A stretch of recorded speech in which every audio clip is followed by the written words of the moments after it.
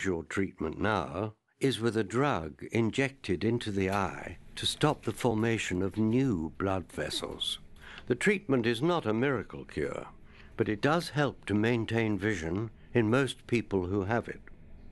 The injections are given in hospital every 4 to 6 weeks. Naturally, at first, some patients are worried about having an injection in the eye. Patients attend every month for a period of 1 to 2 years. They're usually quite disturbed by the fact it's an eye injection to begin with, but once they realise that they're going to have local anaesthetic drops and they're going to be well prepared, we take them through the whole procedure, and then they go into an injection room, which is non-threatening really, because it's a small room, it's not an operating theatre, and we introduce that to them beforehand if necessary, because some people are very nervous about having a needle put directly into the eye. Lots of people think it's actually going to go into the eyeball directly through, the pupil area, and that's not the case. It's to the side. They also envisage that they're going to see the needle, going into the eye, and that's not the case either.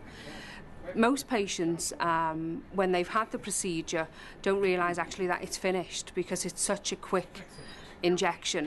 All of the time is spent with preparation, really. So we've never had anybody here not come back because the injection was too painful to tolerate. It's more the thought of the injection process. Since about October 2007, I've had injections each month, either one eye or the other, or both. And I've had both done today. And there is no doubt that the treatment I'm having has managed to retain the sight that I had in my left eye, and is probably helping now towards retaining some vision in my right eye. Originally, you're marginally concerned about people injecting into your eye. After the first time, when they numb your eyeball by drops, it deadens your eye, so you can't feel very much. There is no sensation of pain whatsoever. You're aware that your eye is open and can't be closed, and that it's numb, but as for pain, there is none at all. Whether or not your MD is treatable, you should still have regular eye examinations to check the health of your eye, not just your sight. Dry MD can become wet, and of course you may develop other eye or health conditions that could be treatable. You can help yourself by checking your own vision regularly with an Amsler grid, which can help detect changes in your vision. Hold the grid at normal reading distance, cover one eye, and stare at the spot in the center of the grid. If you have MD, parts of the grid may be wavy, distorted, or missing. Check both eyes, and if you think your vision has changed, have an eye examination straight away. Regular testing is just one way that you can protect your sight. Here are some more. If you smoke, stop. Take regular exercise to help control your blood pressure and protect your cardiovascular system. Wear good quality sunglasses to filter out UV light and save your eyes from glare, and wear a brimmed hat outside, even on cloudy days. You should also eat well. It's increasingly believed that diet plays a significant part in eye health. The eye requires nutrients from diet to protect it from the ravages of day-to-day living. We now know that in AMD patients that they have low levels of key micronutrients that we get in our day-to-day diet from fruit and vegetables. One of the key nutrients is called lutein, and lutein is a plant dye that is found in particularly large amounts in green leafy vegetables like spinach and like kale, but it's also present in foods like fruit and sweet corn. What is not a question at all is that the only source of lutein we have, our bodies can't manufacture it, so the only source that we have naturally is from our diet. So if we take in lots of fruit and vegetables, then we get a reasonable level of lutein. if we don't eat fruit and vegetables, we are deficient in lutein. And that is dangerous for the development and the progress of AMD. What we really don't understand is if we super increase the amount of lutein, whether that makes any extra benefit. And that's a question that's out to study at the moment in very large trials going on in Europe and America. One big trial in America did find that large doses of some vitamins and zinc can help people with advanced MD. And for that reason, some, though not all doctors, do recommend supplements. Well, supplements have their place. I never think that they should be a substitute for a good diet.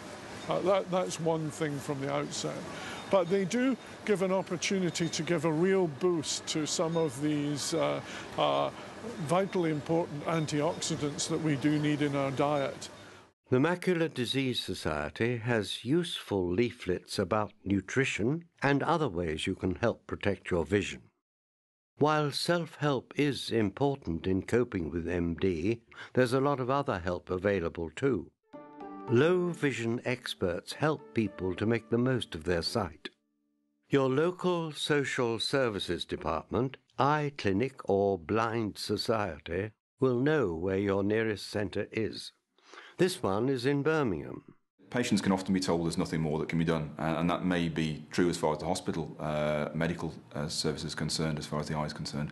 But that is really the beginning point, and there's plenty that can be done as far as low vision is concerned. So this is really the beginning point of low vision services and where we can step in and try and help. We're here to look at anyone with visual impairment and try and make the most out of the vision that's remaining. So from the low vision clinic, where I work, we're looking at magnifiers and aids to make the most of people's remaining sight. Elsewhere on site here we have a resource shop where people can look at aids to help them with in daily living.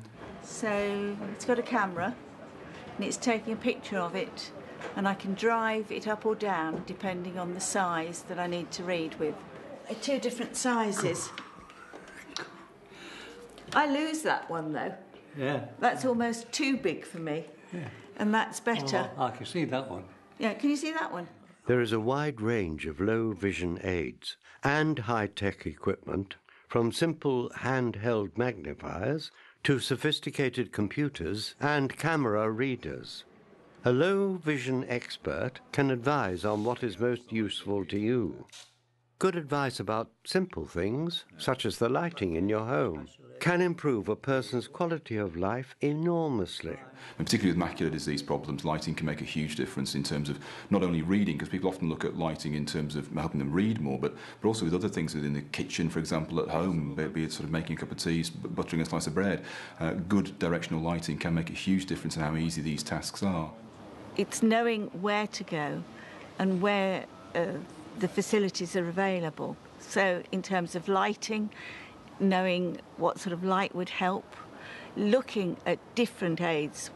What suits one person doesn't suit another person. Each person has a different need, but you have to, with the help of professionals, explore what's best for you. If no one suggests you should have low vision advice, you can ask to be referred to a low vision service yourself if you're having problems reading or doing everyday tasks. If your sight loss is significant, you can be registered as sight impaired or severely sight impaired.